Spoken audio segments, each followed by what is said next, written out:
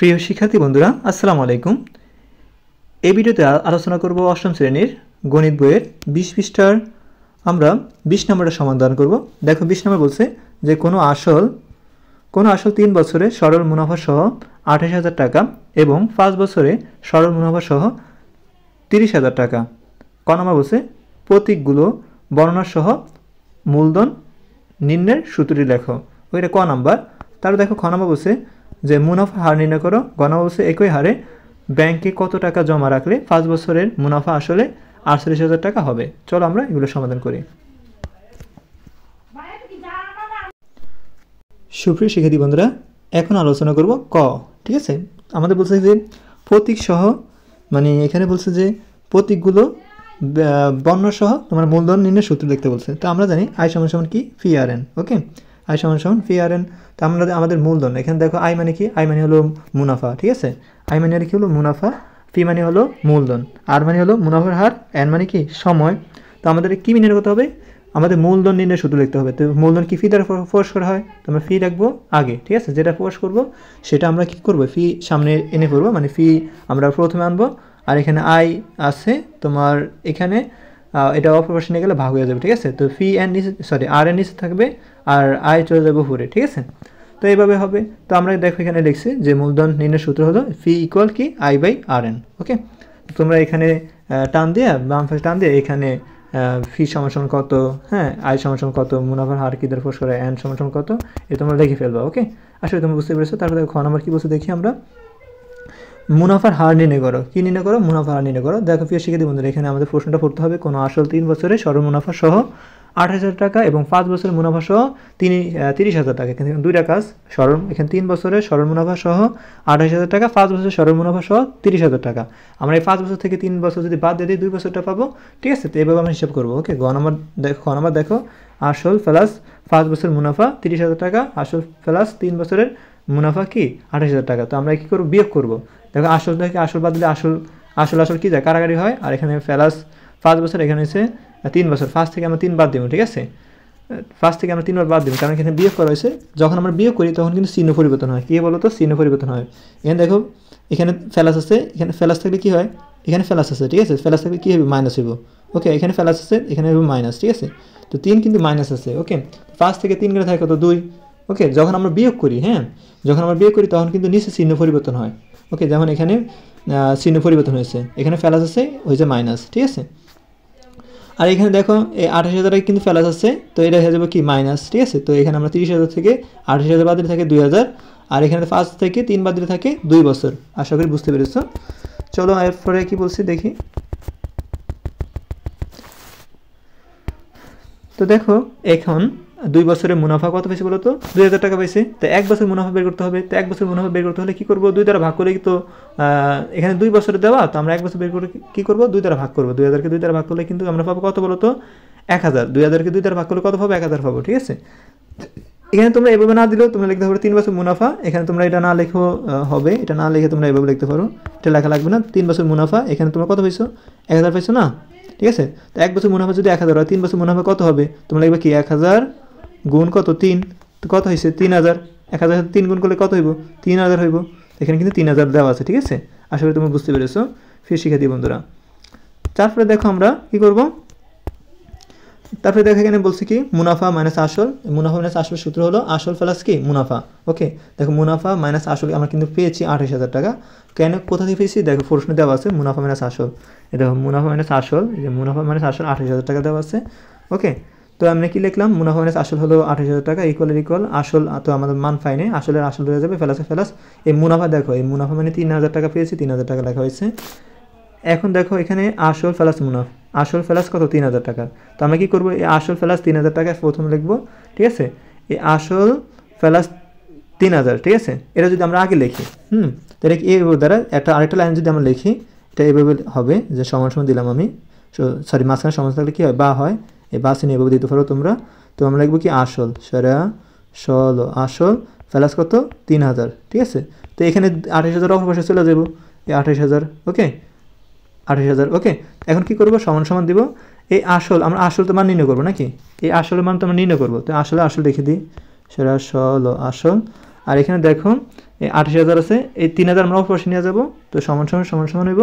তো এখানে এই যে 28,000 আমরা এখানে লিখব 28,000, আর এখানে যে প্লাস 3,000 আছে এটা অপর পাশে গেলে কি মাইনাস 3,000 হয়ে যাবে, ঠিক আছে। এবার আসলের আসল লিখবো আমরা, ঠিক আছে। তো 28,000 থেকে 3,000 বাদ দিলে কত থাকে বলো তো? 25,000 থাকে। কত থাকে? 25,000 থাকে। দেখো এখানে কিন্তু 25,000 লেখা হয়েছে, ওকে। আশা করি তোমরা বুঝতে পেরেছো।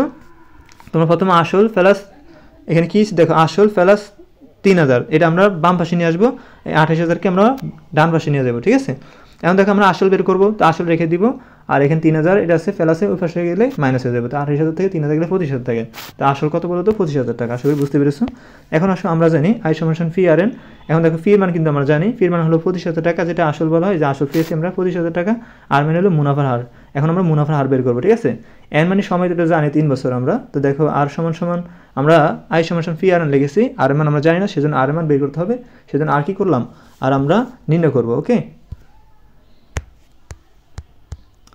এখন দেখো কি করব আমরা, এখন আমরা এই এমন করে রেখা, এই আরটা আমরা যখন নির্ণয় করবো, যে মানটা নির্ণয় করব, আমরা যে পদের মান নির্ণয় করবো, যে আর এর মান নির্ণয় করবো, সেজন্য আর আমরা ডান পাশে নিয়ে বাম পাশে নিয়ে আসলাম, আর এই আইটাকে আমরা অপর পাশে নিয়ে গেলাম। তো আইটা অপর পাশে গেলে কী হয়ে যাবে? ভাগ হয়ে যাবে, ঠিক আছে। তো এখানে দেখো আই সমান কি, আই বাই কত? ফি এন রয়ে গেলো, সেজন্য ফি এন লিখলাম। এখন দেখো আর এর মান তো আমরা বের করবো। আয়ের মান কত? আয়ের মান হলো তোমার আয় তো আমরা জানি যেটা মুনাফা 3,000 টাকা, 3,000 টাকা লেখা হয়েছে। আর এখানে আমরা ফির মান তো জানি, ফির মান হলো কত? 25,000 টাকা লেখা হয়েছে। আর ফির সাথে এন কী অবস্থা আছে? গুণ অবস্থা আছে, এই গুণ দেওয়া হলো। এন মানে হলো সময়, যেটা 3 বছর, ঠিক আছে। তোমরা এখন এভাবে করতে পারো। এখন দেখো এখানে কি করবা তোমরা, এখানে যে 1/25 কীভাবে হইল, এখানে দেখো আমরা কাটারি করতে পারি, 3 0 0 0 কাটারি করতে পারি আমরা, 3টা 0, সরি উপরে 3টা 0, দেখো উপরে 3টা 0 আর নিচে 3টা 0 কিন্তু কাটাকাটি হয়, ঠিক আছে। থাকে কি 25 থাকে, আর এখানে 3 আর এখানে 3 কাটা যায়, থাকে কি এখানে থাকে 1 ও এখানে থাকে 1, ঠিক আছে। আর এখানে থাকে 25, দেখো এখানে 1/25 দেওয়া হয়েছে, ঠিক আছে। এখানে 1/25 দেওয়া হয়েছে, ওকে। আশা করি বুঝতে পেরেছো তোমরা কাটাকাটি কীভাবে হয়েছে। এখানে উপর 3টা 0 আর নিচে 3টা 0 কিন্তু কাটা গেছে, আর এখানে 3 আর 3 কিন্তু কাটা গেছে, তাই এখানে কিছু না থাকলে 1 থাকে, আর এখানে 25 থাকলো, তো 1/কি হয়? 25 হয়। তো 1/25কে যদি তোমার ভাগ করো, ঠিক আছে, 1/25কে ভাগ করলে হবে তোমাদের এরকম, তোমরা ক্যালকুলেটর দেখবা 0.04 আসবে, ঠিক আছে। 0.04 অথবা 0.4 আসবে, ঠিক আছে। তো 0.04 মানে হলো 4%। কী পার্সেন্ট বলো তো? 4%। যদি বলতো 0.05 মানে হলো 5%, বুঝছো। যদি বলতো 0.06 মানে হলো কি বলতো? 6%, ওকে। যদি বলতো 0.07 মানে হলো 7%, ওকে। আশা করি বুঝতে পেরেছো। তো আমরা কি পেয়েছি বলতো? মুনাফার হার কত পেয়েছি? 4 পেয়েছি, ওকে। আমাদের প্রশ্ন কি বলছে? আমাদের বলছে মুনাফার হার নির্ণয় করতে বলছে। তো আমরা মুনাফার হার কত পেয়েছি বলতো? 4% পেয়েছি, ওকে। এটা হলো তোমাদের উত্তর। তারপরে আসো আমরা গ নাম্বার সমাধান করি। একই হারে ব্যাংকে কত টাকা জমা রাখলে 5 বছরে মুনাফা আসলে 48,000 টাকা হবে? তো আমরা এখন নির্ণয় করব। তো দেখো এখানে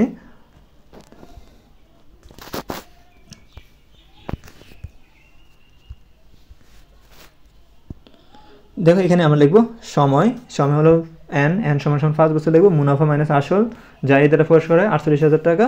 মুনাফার হার আর যেটা আমরা পেয়েছি 4%, ওকে। 4%কে আমরা কি লিখতে পারি? 4/100 লিখতে পারি, ওকে। এটা হতে পাই আসল ফি নির্ণয় করবো আমরা, ঠিক আছে। তো আমরা জানি এখানে আমাদের একটা সূত্র আছে যে ফি ইন্টু 1 প্লাস আর এন, এটা কি 1 প্লাস আর, এটা এম লিখো না তোমরা, এটা আর এন, ওকে, ইকুয়াল এ।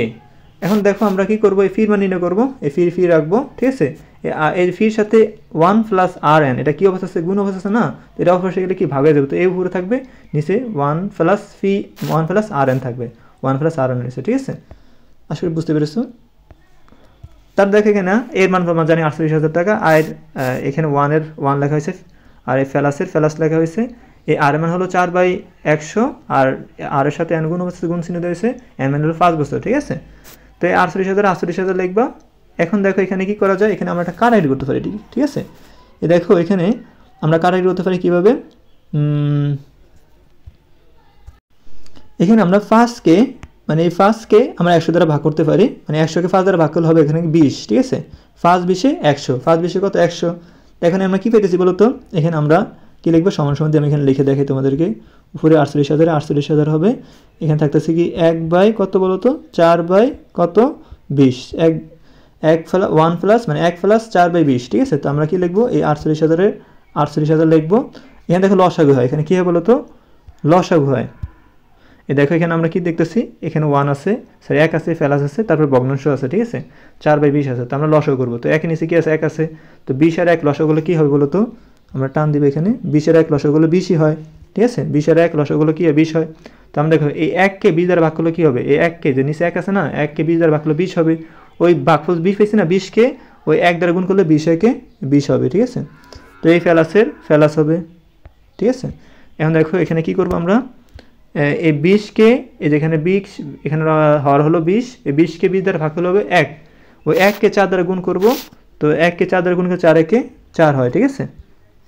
এখন আসলে আমরা এই পাশে সমাধান করি, তারপর দেখো সমান সমান দিব, ঠিক আছে। এই 48,000 লিখবো, ওকে।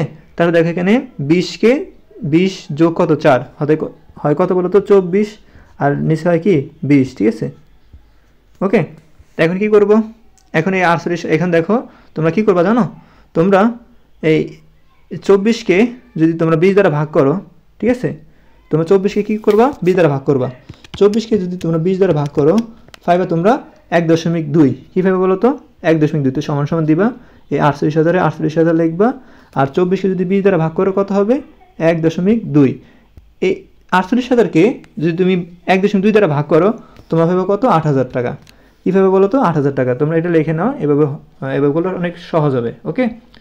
তো এই দেখো তোমরা কীভাবে ওটাকে ভাগ করলে মানে 48,000কে তোমরা যদি 1.2 দ্বারা ভাগ করো আসবে 40,000 টাকা। এই হলো তোমাদের গ নাম্বার উত্তর। তোমরা প্রিয় শিক্ষার্থী বন্ধুরা, যদি তোমরা এই অঙ্কগুলো বুঝতে পারো তো চ্যানেলটি অবশ্যই সাবস্ক্রাইব করবে এবং কমেন্ট করে তোমার মূল্যবান মতামতটি জানাবে। ধন্যবাদ সাথে থাকার জন্য।